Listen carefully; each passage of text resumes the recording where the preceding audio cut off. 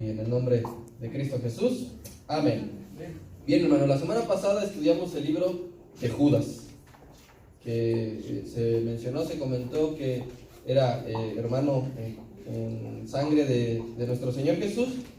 Dijimos que es un escrito bastante corto, solamente tiene 25 versículos, y se enseñó, hermano, y se puede ver en el apartado de la carta, que usted lo puede leer, que se ataca un problema que no es externo, como en otros habíamos visto que había persecución, sino en este se ataca un caso interno.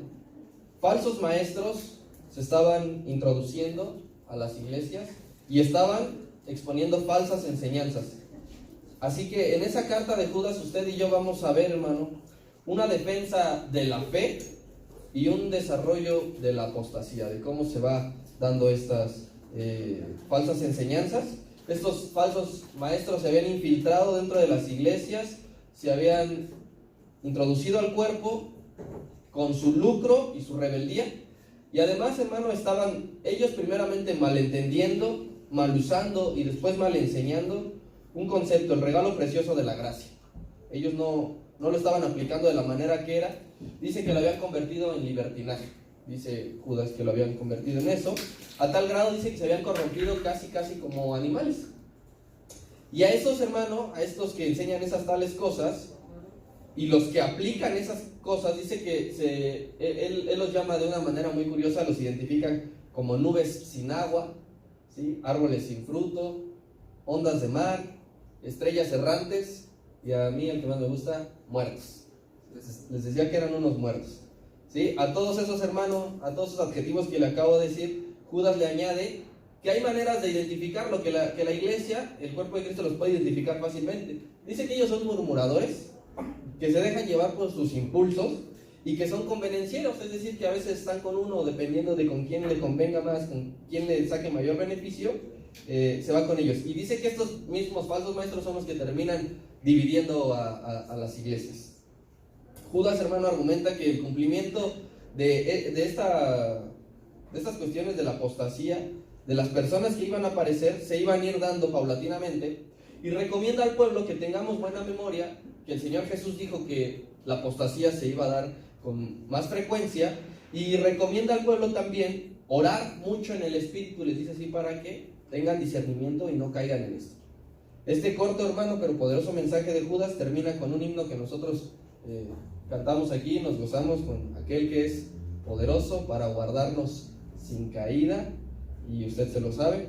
Eso fue lo que vimos la semana pasada, hermano, y esta mañana vamos a introducirnos ya en lo que es la parte final de nuestro libro, Cristo en el Apocalipsis. Así que vaya conmigo, Apocalipsis, capítulo 1. Habrá tres partes, hermano, de Apocalipsis. Primeramente vamos a ver esta mañana, se llama el aspecto pasado, y solamente vamos a darle lectura inicialmente a 3 versículos, que va a ser del 1 al 3. Yo lo voy a leer, usted solamente lo sigue con su vista. Último libro de la Biblia, Apocalipsis. Dice así: la revelación de Jesucristo que Dios le dio para manifestar a sus siervos las cosas que deben suceder pronto, y la declaró enviándola por medio de su ángel a su siervo Juan, que ha dado testimonio de la palabra de Dios y del testimonio de Jesucristo y de todas las cosas que ha visto. Bienaventurado el que lee y los que oyen las palabras de esta profecía y guardan las cosas en ella escritas, porque el tiempo está cerca. Me gustaría aclararle antes, hermano, que es imposible mencionar todas las explicaciones que da el libro de Apocalipsis, todas las revelaciones que se mencionan en solamente 3 semanas. Es imposible. Así que va a haber cosas que los que expongamos que no vamos a mencionar, o que tengamos que dejar pasar por evidente falta de tiempo. ¿Sí? Se ha dado el Apocalipsis recientemente en la iglesia, creo que me dijo el pastor que hace 2 años, y dice que se llevó pues más de 2 años en enseñar todo el Apocalipsis. Entonces en 3 sesiones, en 3 clases no lo vamos a poder llevar a cabo, pero sí vamos a tratar de generalizar un poco algo que englobe la idea que está manifestando en este caso Juan. Así que, hermano, esta mañana le voy a enseñar las bases, primeramente de esta parte, las bases generales de lo que compone el Apocalipsis, y en las siguientes ya estaremos entrando más de lleno. Primero que nada, hermano, quiero que nos encontremos y que sepamos que con este libro vamos a hallar o representa una clase de literatura muy distinta que veníamos viendo en todo el Nuevo Testamento. En todo el Nuevo Testamento que habíamos visto era muy histórico porque habíamos visto la vida del maestro en los evangelios, de los apóstoles, habíamos visto la historia de la iglesia y las bases que estos habían dejado. De la fe misma que usted y yo desarrollamos es lo que habíamos visto, la estructura interna de las congregaciones, etc. Pero en sí los 26 libros anteriores del Nuevo Testamento refieren poco a imágenes, a símbolos, a números, a profecías. Sí lo cita el Señor Jesús, sí lo citan los apóstoles, pero no como lo vamos a ver aquí en el libro del Apocalipsis. Por citarle un ejemplo así rápidamente, en el libro del Apocalipsis hay un número que usted y yo vamos a encontrar constantemente, que es el número 7. El número 7 lo vamos a hallar usted y yo unas 52 veces dentro del libro y no se ve de la misma manera en algún otro. Eso es a lo que voy, que en el Apocalipsis vamos a encontrar que se habla de estrellas, de cuernos, de libros, de sellos, de rollos, todo este tipo de números. Y en ese sentido, hermano, Apocalipsis es más parecido a lo que llegamos a ver en su momento en el Antiguo Testamento, con los profetas.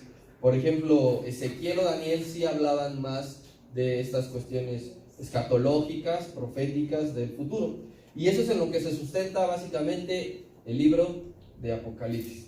Apocalipsis, hermano, en el griego se va a significar descubrimiento o revelación, ¿sí? Cualquiera de esos dos significados.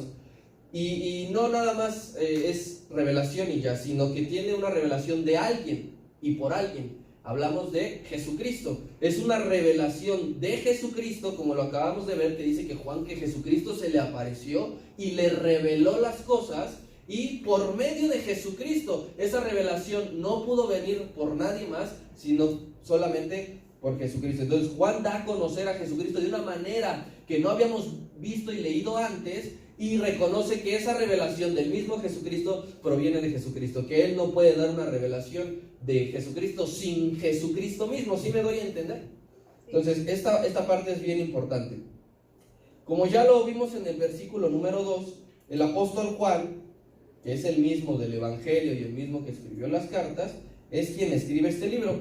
Vamos a ver otro ejemplo donde él argumenta que él es autor. El versículo número 4 del capítulo 1 dice así: Juan, o sea, está diciendo yo, a las 7 iglesias que están en Asia, a ustedes sean gracia y paz del que es, del que era y del que ha de venir, y de los 7 espíritus que están delante del trono de Dios. Pase al versículo número 9, nuevamente está diciendo ahí: yo, Juan, nuestro hermano y copartícipe vuestro de la tribulación en el reino y en la paciencia de Jesucristo, estaba en la isla llamada Patmos por causa de la palabra de Dios y testimonio de Jesucristo. Versículo 19 dice: escribe estas cosas que has visto. Ahí está diciendo que Juan no solamente está viendo, sino que está escribiendo, y las que son y las que han de ser después de ellas. Y vamos hasta el capítulo 22, donde terminará cerrando el libro diciendo que él es quien ha sido el encargado de escribir este mensaje. Capítulo 22, versículo 8. Nuevamente cierra y dice: por si quedó alguna duda, yo, Juan, soy el que oyó y vio estas cosas, y después de que las tuve oído y visto, me postré para adorar a los pies del ángel que me mostraba estas cosas.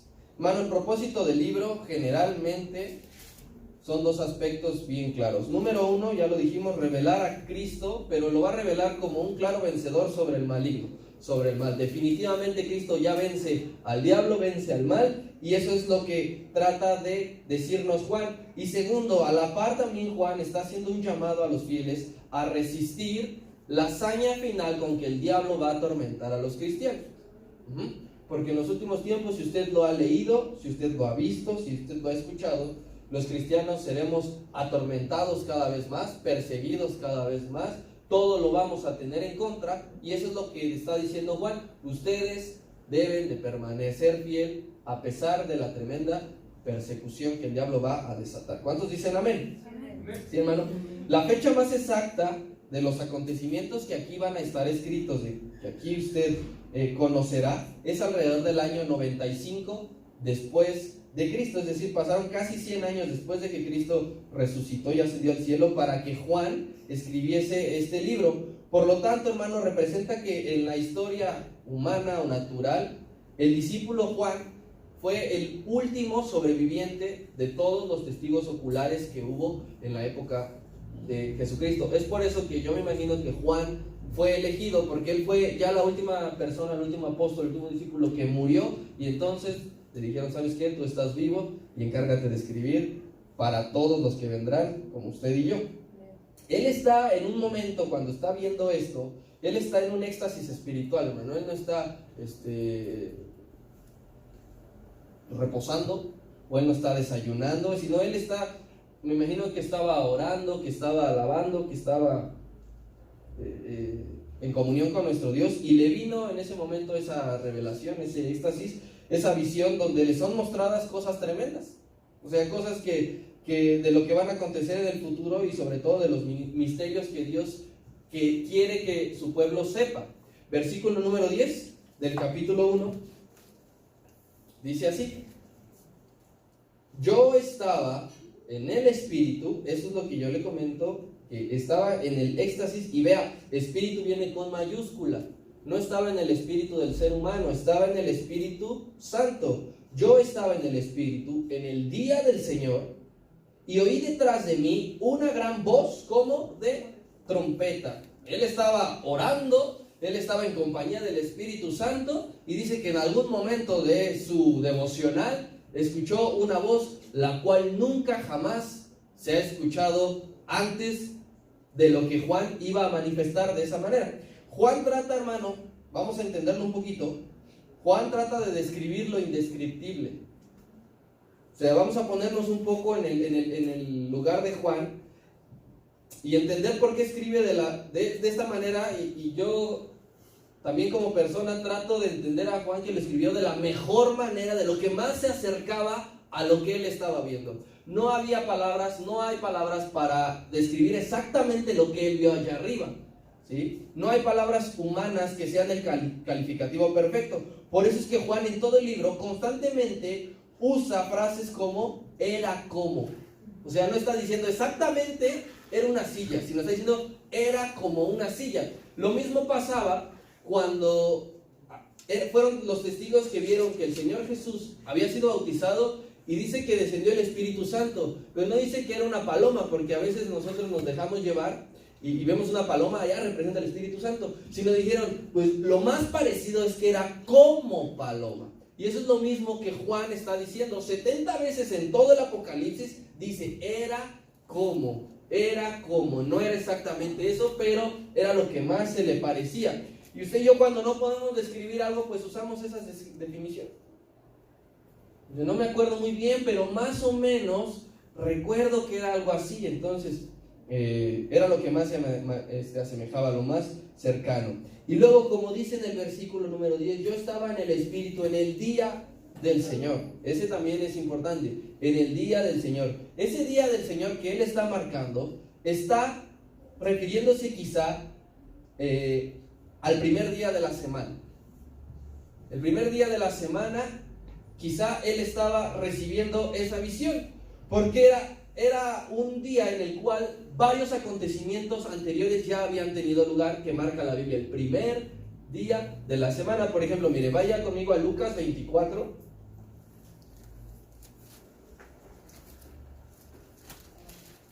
Lucas 24, versículo 1.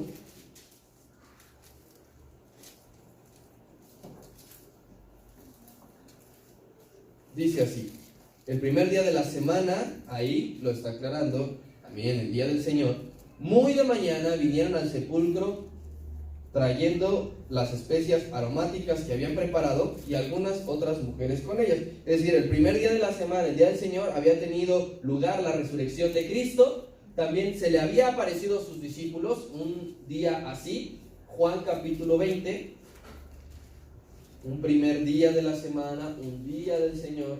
Juan capítulo 20, versículo 19, dice así: cuando llegó la noche de aquel mismo día, el primer día de la semana, estando las puertas cerradas en el lugar donde todos los discípulos estaban reunidos, por miedo de los judíos vino Jesús y puesto en pie les dijo: paz a vosotros.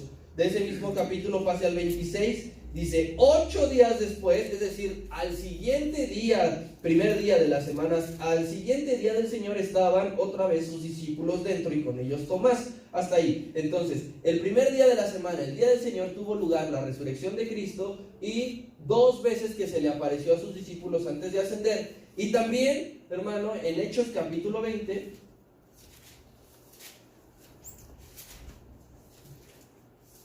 versículo 7, dice: el primer día de la semana, reunidos 2 discípulos para partir el pan, Pablo les enseñaba, habiendo de salir al día siguiente, y alargó el discurso hasta la medianoche. Entonces, ese mismo día del Señor que marca Juan, quizá es el primer día de la semana en el cual también Cristo resucitó, se le apareció a sus discípulos y los cristianos se reunían para adorar al Señor, ¿sí? Otros también argumentan que el que marca el día del Señor es el que usted y yo hemos estado estudiando los días viernes del libro de Joel, ¿sí? Escribió, hermano Juan, todo, dice la palabra como acabamos de leer, dice que escribió todo primero lo que vio, todo lo que había visto, ¿sí? Las personas somos visuales, nos acordamos de lo que vemos, como que llegar aquí, me acuerdo que había una tienda en la esquina y luego había que dar vuelta a la izquierda. Entonces, primero escribió todo lo que vio, después escribió todo lo que escuchó. A la par de lo que veía, escuchaba y le estaba diciendo: eso que tú estás viendo es esto, esto y esto. Y entonces refuerza lo que él estaba viendo, porque el ser humano puede estar diciendo: es que como que no lo veo bien, es que como que no lo distingo. Bueno, para que no haya ese tipo de problemas, también es una voz, te va a decir qué es lo que estás viendo. Y por eso Juan, yo creo que la voz le decía, anota que era como cuernos, como trompetas. Porque Juan estaba tan impresionado que dice más adelante que cayó como muerto, ¿no? Entonces tenía que escribir lo que veía y lo que escuchaba. Y esta revelación, hermano, le cayó en una isla que se llama Patmos, ¿sí? Como lo vimos, y ahorita lo vamos a volver a leer. Y en esa isla, él no estaba de vacaciones, ¿sí? Él no dijo: bueno, yo ya voy a empezar mi año sabático, mi retiro espiritual, y me voy a ir a una isla en el Mediterráneo para comenzar a disfrutar mis últimos años de vida. Él estaba desterrado, él estaba exiliado por predicar la palabra de Dios. No fue porque se pasó un alto, no fue porque era un ladrón y ya tenía su expediente bastante gordo, sino porque predicaba la palabra, lo mandaron desterrado. Nuevamente versículo 9: yo, Juan, nuestro hermano y copartícipe vuestro en la tribulación. Ahí está diciendo que él también ha sido atribulado en el reino y en la paciencia de Jesucristo. Cuando escribió ya no estaba en la isla, pero cuando estaba viendo y escuchando todo, sí que estaba en la isla. Estaba en una isla llamada Patmos, dice aquí, ¿por qué? Por causa de la palabra de Dios y del testimonio de Jesucristo. Él era de los que no se callaban.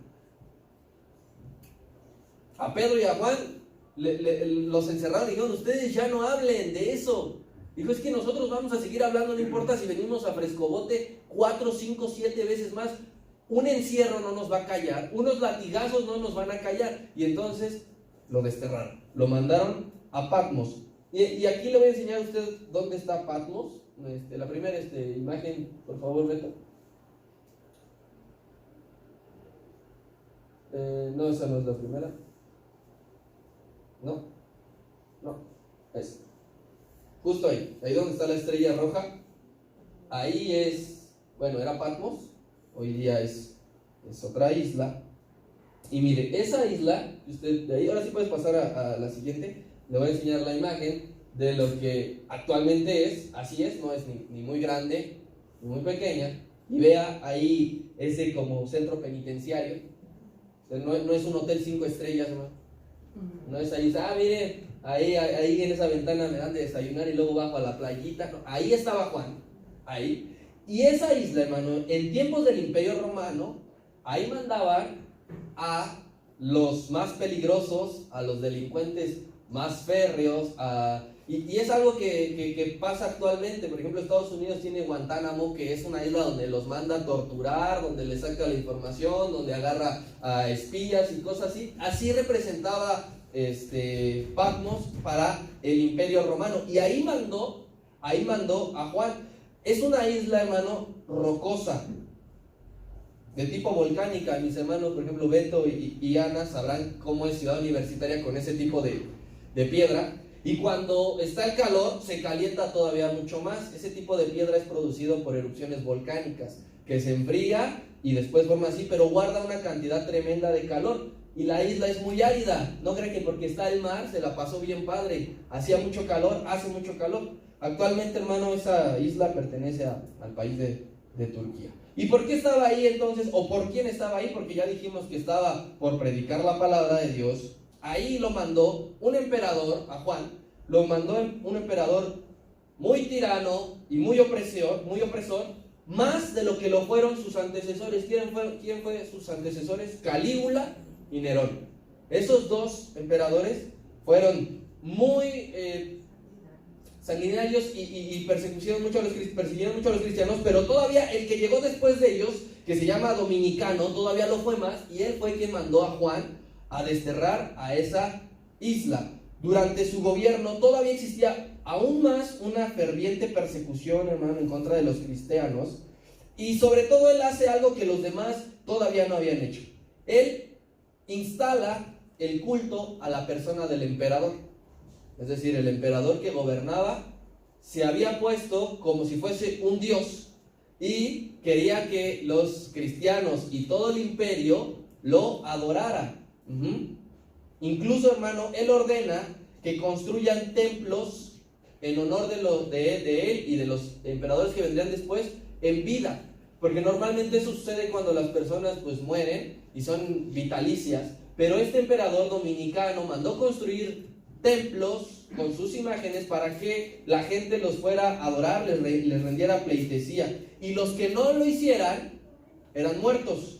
Pero a Juan, porque Dios lo estaba guardando, a él no lo mataron, a él lo mandaron aquí, a esta isla. La primera ciudad, hermano, donde Dominicano mandó erigir el templo de este tipo fue en Esmirna. Ahí fue la primera ciudad. Y por eso Dios, en especial, Dios le indica a Juan que redacte un pedazo, un fragmento de una carta para ellos de la siguiente manera. Capítulo 2 del libro de Apocalipsis. Capítulo 2, vean lo que Dios le está diciendo, Jesucristo le está diciendo a Juan que escriba específicamente a los de Esmirna, donde Dominicano mandó poner el primer templo para él. Versículo 10 del capítulo 2 dice de la siguiente manera: no temas en nada de lo que vas a padecer. Hasta ahí primeramente le está diciendo, va a haber una persecución en tu contra, solamente no temas. He aquí que el diablo va a echar a algunos de ustedes en la cárcel para que seáis probados y tendréis tribulación por 10 días. Y le está diciendo, sé fiel ¿hasta dónde? Hasta la muerte, y yo te daré la corona de la vida. Lo que les está garantizando Jesucristo por medio de Juan es que los iban a matar, porque si no, no les dice sé fiel hasta la muerte, y les dice resiste lo que más puedas, no te van a matar. No, le está diciendo te van a perseguir, te van a matar, pero tú mantente fiel, porque Dominicano había mandado a hacer ese tipo de cosas. Y capítulo número 6, vea lo que escribe ya en un contexto general a las iglesias y a los cristianos en el capítulo 6, versículo 9, y dice: y siempre que aquellos seres vivientes, estoy en el 4, 6, 9, dice así: cuando abrió el quinto sello, vi bajo el altar las almas de los que habían sido ¿qué? Muertos por causa de la palabra de Dios y por el testimonio que tenían. Cuando se abre el quinto sello, viene esto a colación, de aquellos que han sido perseguidos. En ese tiempo en el tiempo no tan pasado, en nuestro tiempo y en el tiempo futuro, cuando se abre el quinto sello, van a salir estas almas de todos aquellos de los que han sido muertos por causa del evangelio. No van a salir las almas de que, ay, es que yo estaba borracho, me caí del quinto piso y ahí me quedé. Esos no van a salir. Únicamente van a salir aquellos que dijeron, si me tiene que costar la vida seguir a Cristo, que me cueste. Y aquí van a estar. Esmirna, hermano, como ya se la mencioné en la anterior, pertenece a las 7 iglesias que Juan va a redactar este mensaje, que había en aquel momento en una parte, en una región, en una provincia del Imperio Romano que se llama Asia Menor. Ahora sí, el mapa creo que es el número 3. Por ejemplo, todo lo que usted ve de verde era el Imperio Romano, pero se dividía, como ahora actualmente también, siempre los territorios se dividen por regiones. Y en ese momento, Asia Menor, no estamos hablando del continente asiático, de todos los países que componen, sino de esa región que se llamaba Asia Menor. Ahí donde dice Asia Menor, hoy día es Turquía. Todo el país de Turquía es a las 7 iglesias donde les está escribiendo Pablo, y se encontraban, el siguiente mapa por favor, ahí es la misma zona. Las 7 iglesias están unidas ahí como en un círculo, y Patmos está acá. O sea, no estaba tan lejos de la región. Me parece que eran 80 kilómetros de distancia de entre Éfeso, que era la ciudad más cercana, a Patmos, ¿sí? A todas esas ciudades se les fue entregado el mismo rollo con el mismo contenido. No importa que Éfeso no solamente recibiera el mensaje para Éfeso. Éfeso sabía lo que le habían escrito a la Odisea, Éfeso sabía lo que le habían escrito a Esmirna, y así sucesivamente. Todos leyeron el mismo mensaje, el mismo contenido que usted y yo hoy podemos gozar de leer. Ellos también lo estaban leyendo. Mire, capítulo 1, versículo 11, dice, que decía, yo soy el alfa y la omega, el primero y el último. Escribe en un libro lo que ves y envíalo ¿a dónde? A las 7 iglesias que están en Asia, y da los nombres: Éfeso, Esmirna, Pérgamo, Tiatira, Sardis, Filadelfia y Laodicea. A las 7 iglesias les fue dado lo mismo. No es que ellos dijeran, bueno, es que a mí el Señor me dijo esto. Pues a mí qué raro, a mí me dijo esto. Cuando Dios habla a su pueblo, siempre va a existir unidad, ¿sí? No le va a hablar Dios algo a alguien que va a ocasionar un conflicto, una división, porque Dios lo que quiere es que su pueblo esté unido. El mensaje de salvación es el mismo para todas las personas, y eso es lo que une. El mensaje de salvación es lo que une. Por lo mismo, este mensaje unía a esas 7 iglesias.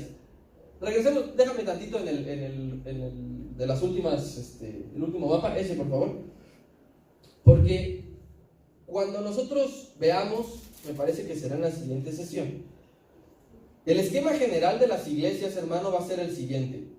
Contiene primeramente un elogio.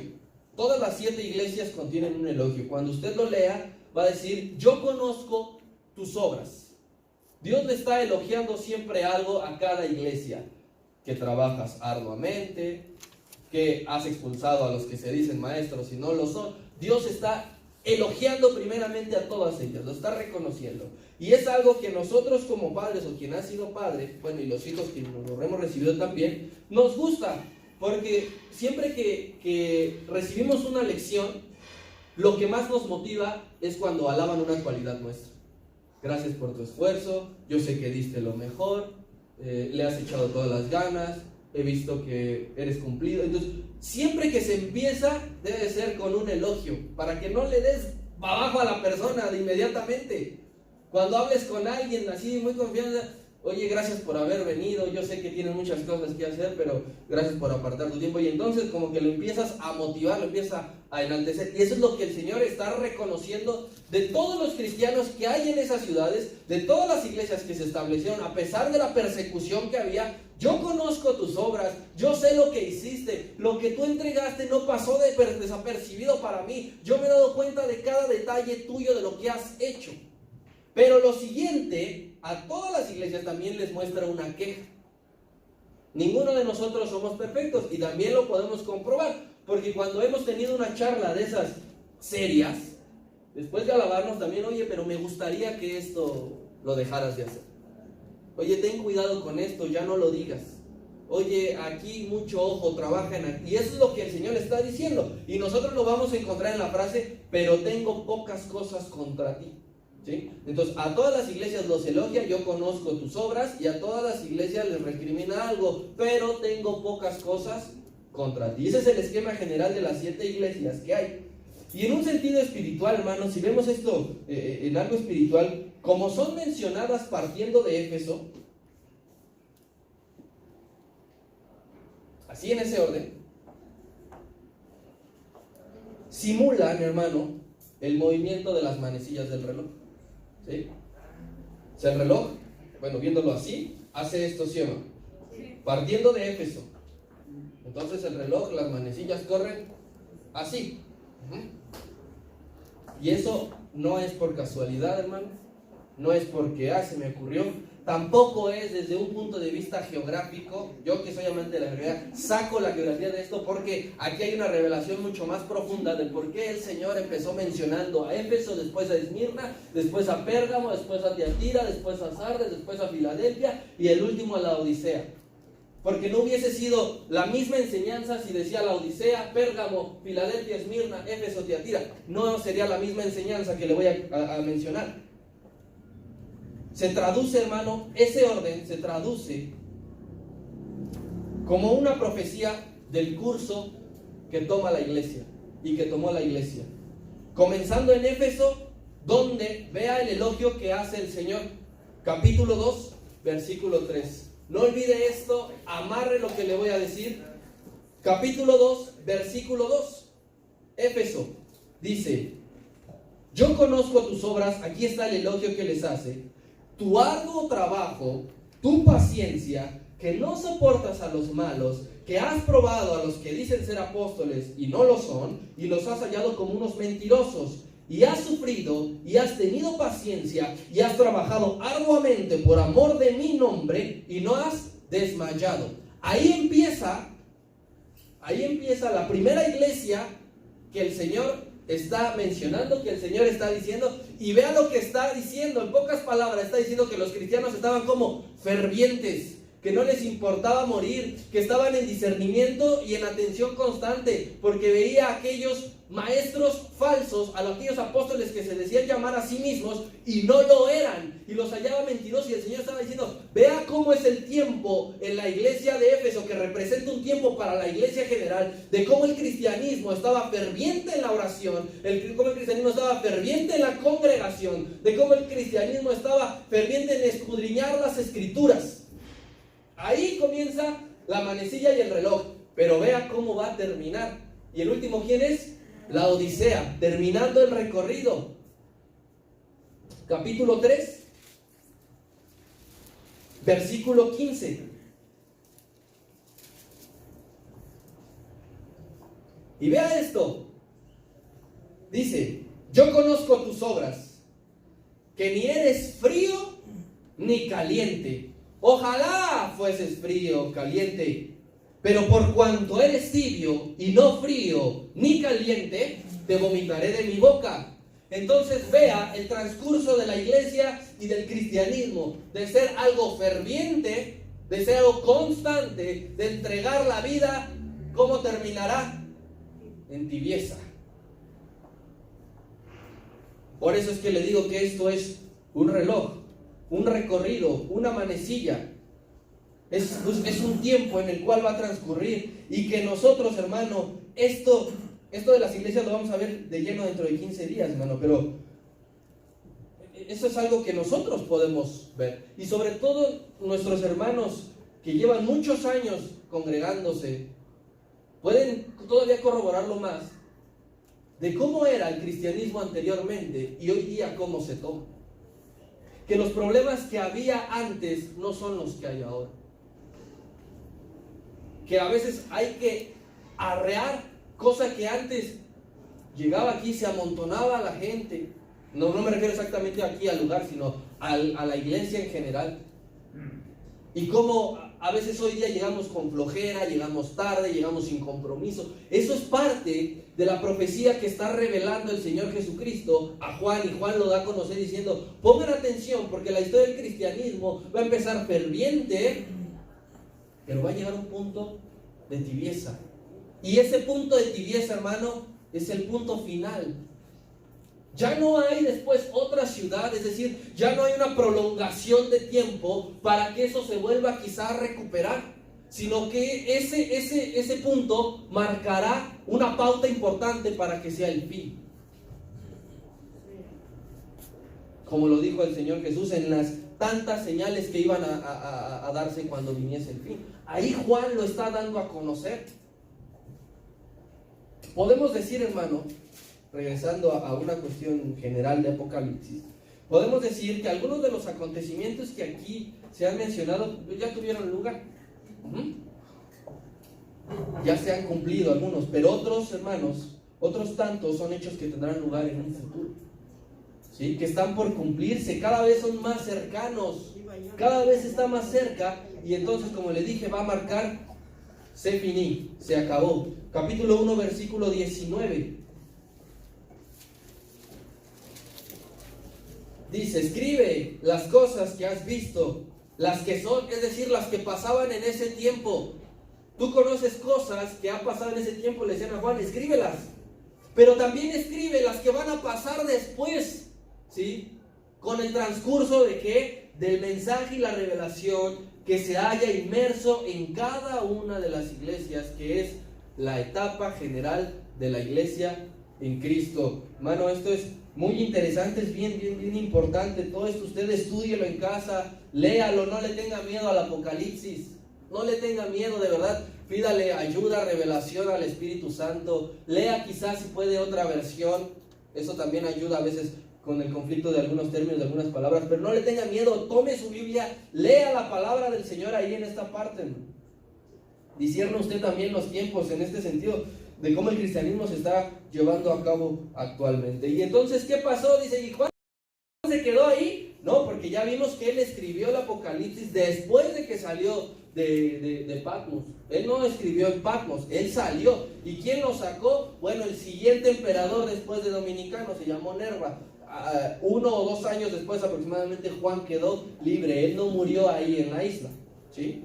Así que vamos a desarrollar ahorita algunos de estos primeros versículos, hermano, de los que vienen aquí, de los que no hemos mencionado. Primeramente, cuando usted relea esta introducción del Apocalipsis, hermano, se dará cuenta que Juan le incita a todo el lector, a todo el que dice, bienaventurado el que lee estas cosas, a todo aquel le incita, señor, hermano, a reconocer primeramente que el Señor Jesús ha resucitado. Es lo primero que dice aquí en el versículo número 5, dice, y de Jesucristo es bien, ¿qué dice? Primogénito de entre los muertos. Primero le está diciendo, al que lee esto, tienes que reconocer que el Señor Jesús ha resucitado. Segundo, lo que tienes que saber, que tienes que reconocer, es que su soberanía se rige por cualquier decisión sin importar el gobernante que sea ni el país que sea. Porque seguimos leyendo el versículo 5. Le dijo, primogénito entre los muertos, y segundo, soberano de todos los reyes de la tierra. Ese es Jesucristo, al que dice, a continuación te voy, en otras palabras, en otras palabras está diciendo, a continuación te voy a hablar, a continuación te voy a describir aquel que es el Señor de todo, que ha resucitado de entre los muertos, que rige a las naciones, que es fiel. Te lo voy a describir. Esa sería una buena introducción para una tradición 2021. Le dice, a cualquiera que lea estas palabras, primeramente en automático ya estás bendecido. Juan te bendice cuando lees esto. Y esa bendición de Dios no se corta con el tiempo. Bienaventurados los que leen. No lo está diciendo ni el ángel, no lo está diciendo ni el Señor, no lo está diciendo, lo está diciendo Juan. Yo te bendigo al momento de leer esto y de que quieras saber más acerca de Jesucristo. Primero, ya estás bendecido. Segundo, Juan te recuerda que eres amado y perdonado por Cristo. Aquel que lo está leyendo le está diciendo, por si se te olvidó, por si es la primera vez que lo lees, por si no sabes o por si necesitas constantemente saberlo, dice el versículo número 5, al que nos amó y nos lavó de nuestros pecados con su sangre. A ese también te voy a describir, al que en automático ya te amó. No lo conociste físicamente en persona, pero él cuando estaba en la cruz te estaba amando. No lo viste cómo era de sus rasgos, pero ese lava tus pecados constantemente. Eso es lo que está diciendo Juan. Y también que está diciendo, posterior a presentarnos al Señor Jesucristo, a traérnoslo de una manera muy peculiar, está diciendo, está resaltando una promesa en la cual todos esperamos y que representa, hermano, el gozo para nosotros y el lamento para quienes no creen en el Señor Jesús. Vea el versículo 6. Ahí está haciendo un llamado divino que Dios nos hizo a todos. Y Él te hizo rey y sacerdote para Él, ¿sí? Para Dios Padre. Así que dale la gloria, dale el imperio por los siglos de los siglos. Y ve el versículo número 7, que es aquí: gozo para nosotros, lamento para otros. He aquí que viene Él en las nubes. Esa es nuestra esperanza. Y dice, y todo ojo le verá, y los que le traspasaron, y todos los linajes de la tierra, ¿qué dice? Se van a lamentar, harán lamentación por Él. Aquellos que no le creyeron, dice, aquellos que le traspasaron, aquellos que se burlaron de Él, aquellos que no creyeron en su nombre, lo van a lamentar. Pero aquel que sí cree, recuerda que Él ya te ha hecho un llamado divino, que eres rey, que eres sacerdote para Dios y para darle la gloria por los siglos de los siglos. Siguiente a esto, hermano, de esta bonita introducción que Juan nos está haciendo, interviene Dios. Yo creo que le dijo, ya hablaste mucho, necesitas poner algo de mi autoría, necesitas algo poner verdaderamente potente, ¿sí? Dios mismo, hermano, se da a conocer que Él es la totalidad. Versículo número 8. Dios está diciendo, yo soy el alfa y la omega, principio y fin. ¿Quién dice ahí? El Señor. Pero hasta ahí, primero Juan te está aclarando, lo dice el Señor, yo no. Y no porque no lo creas, sino porque si lo dice el Señor tiene mucha mayor autoridad que si lo hubiese escrito yo. El Señor en algún momento me interrumpió, en algún momento me dijo, yo soy el alfa y la omega, el que es, el que era y el que ha de venir. Y si quieres resumirlo, anótalo como el Todopoderoso. El alfa y la omega, o lo que es lo mismo, hermano, con quien empieza todo y con quien acaba todo. Eso es lo que está diciendo el Señor. Nosotros vemos el Génesis y dice que en el principio el Espíritu de Dios se movía. Entonces vemos que verdaderamente el alfa ahí se está haciendo presente. Y luego pasamos al Apocalipsis y vemos que cierra alabando el nombre de Dios, que cierra Dios escribiendo que Él es el mismo, y ahí está la omega, principio y final. Todo, hermano, todo lo que engloba alfa y omega lo vamos a encontrar ahí dentro. No va a haber nada que pueda existir o que pueda haber fuera de un alfa y una omega. No hay algo antes de la letra griega del alfa y no hay algo después de la última letra del alfabeto griego. No hay nada. Todo está ahí dentro del Señor. Por eso es que su palabra dice, no hay Dios fuera de mí. Porque yo represento toda la totalidad. Si tú te sales a buscar algo, simplemente no lo vas a encontrar. Es que no lo hay. No hay, hermano, dice el Señor en otras palabras, quien te otorgue algo que en mí no esté. Tú no vas a encontrar fuera de Dios algo que se te otorgue que Dios no te ha dado. Es que yo voy a ir al doctor a encontrar mi salud física. Es que Dios ya ganó tu sanidad. Es que yo voy a encontrar el amor, voy a buscar novios, a ver qué. Es que Dios te ama hasta lo sumo. Es que me voy a ir a pasear por un crucero para encontrar la felicidad. Es que Dios ya ha puesto el gozo en tu vida. Entonces todo lo que las personas intentan salir a buscar fuera de Dios, están perdiendo el tiempo, porque simplemente no hay. Dios lo abarca todo. Y Él lo está diciendo. Aquel que lee esto tiene que saber que yo soy su alfa y su omega, y que no hay nada fuera de mí. Con alfa y omega, hermano, también te está asegurando, te está abarcando y te está brindando compañía todos los días de tu vida natural y espiritual. Te está brindando esa compañía que necesita, el alfa y la omega. Es que cuando eres concebido, cuando un bebé es concebido, ahí está el alfa. Dice, mi embrión vieron tus ojos. Vas creciendo, y ahí está el alfa. Y mueres.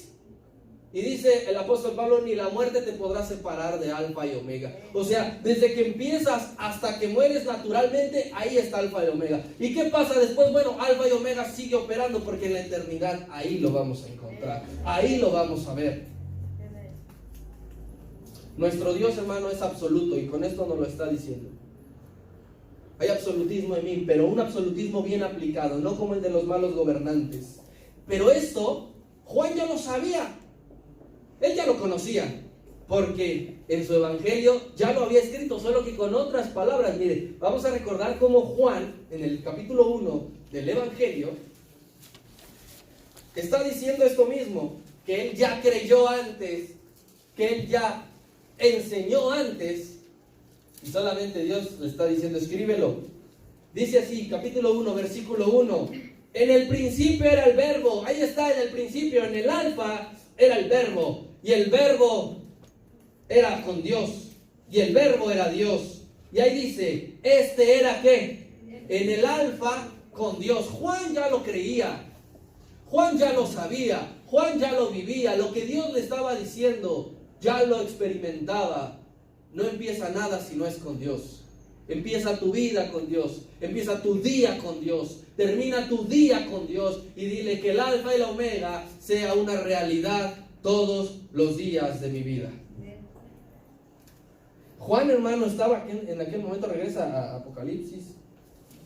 Juan estaba, hermano, tan impactado por ese clímax espiritual, que en algún momento tiene que voltear a intentar descubrir o ver de dónde proviene esa voz tan impactante. Porque se le dijo, escribe lo que ves y lo que oyes, pero todavía no veía quién estaba hablando. Hasta este punto, todavía no veía quién le estaba hablando.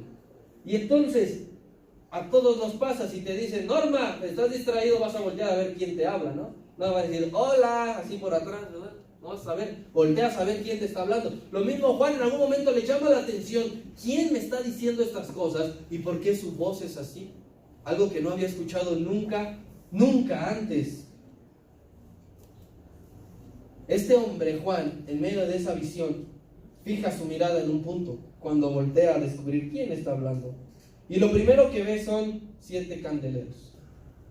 Cuando voltea, la primera imagen que ve son 7 candeleros, que van a representar a las 7 iglesias que nosotros estamos viendo. También ve 7 estrellas que dice que son los ángeles, los mensajeros de Dios. Eso es lo primero que ve. Pero él está atento de ver quién está hablando, quién le está diciendo esas cosas.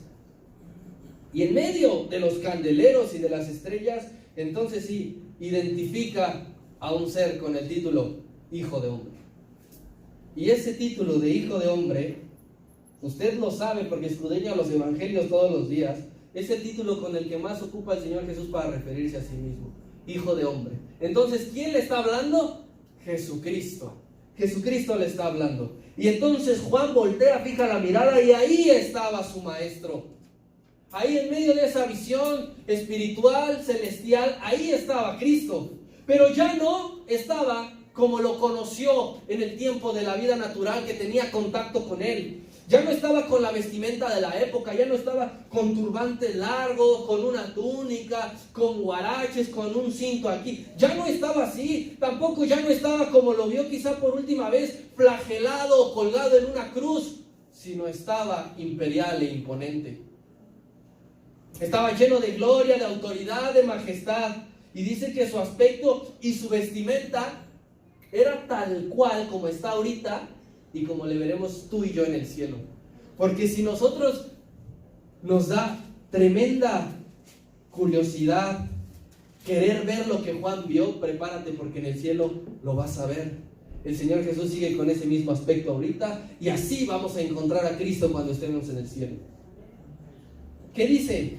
¿Cuál era la vestimenta que describe Juan? Primeramente, si van pasando aquí atrás, por favor. Primeramente dice que ve que ropas que cubrían todo su cuerpo. Dice que llegaba su manto hasta los pies. Hasta los pies, desde arriba hasta abajo. Dice lo primero que vio. Similar, hermano, a lo que vestían los sacerdotes y los reyes. ¿Sí? Los sacerdotes nunca andaban con chiquifalda. Los reyes nunca andaban enseñando piernón. Por más que David fuese guapo y me imagino tenía buen cuerpo, no andaba enseñando. Entonces el Señor Jesús en el cielo está con un manto que le cubre de arriba a abajo, porque Él es el Rey de Reyes y el gran sumo sacerdote, hermano. Pero dice también que tiene un cinto en el pecho. Dice que en el pecho tiene un cinto en el pecho de oro, ¿sí? Es un distintivo para que lo identifiquemos bien, para que lo alabemos como el ser divino más glorioso que merece toda la alabanza, hermano. ¿Sí? Nadie va por la vida con un cinto de oro aquí. Nosotros cuando lleguemos al cielo veremos por primera vez a ese Hijo de Hombre con una cinta de oro aquí en el pecho que retumba, que llama nuestra atención. Juan también lo está describiendo y dice, este hombre tiene sus cabellos blancos, pero no un blanco cualquiera, un blanco, muy blanco, como el lino, como la nieve. Y así como en los seres humanos, usted ve a alguien muy canoso, ¿qué representa? Que tiene mucha edad, aunque hay canosos prematuros. Pero relacionamos las canas o el cabello blanco con edad avanzada y con experiencia, ¿sí? En Cristo, hermano, cabellos blancos, porque está inmersa la eternidad que vamos a tener en Él, ¿sí? Y toda la sabiduría que Él conoce, y toda la sabiduría que Él maneja, y toda la sabiduría que Él provee a su pueblo, están guardados en sus cabellos blancos. ¿Qué más está viendo Juan? Dice, me llama la atención sus ojos. Hay personas que se fijan en otras y dicen, ay, qué ojos tan bonitos tienes, ¿verdad? No importa si no son de color. Bueno, aquí en el ser que está describiendo Juan, dice que sus ojos son como llamas ardientes de fuego, es decir, penetrantes, hace que fijes tu mirada y que digas, ¿qué es eso que está ahí? ¿Qué es aquel ser capaz de escudriñar, hermano, y ver todo lo que nadie ve? Con ese fuego en sus corazones, es capaz de ver lo que hay en tu vida, es capaz de ver lo que hay en tu corazón. Dios está penetrando tu alma con sus ojos, con esas llamas de fuego. Podrá decir y podrá saber el Señor que con ese fuego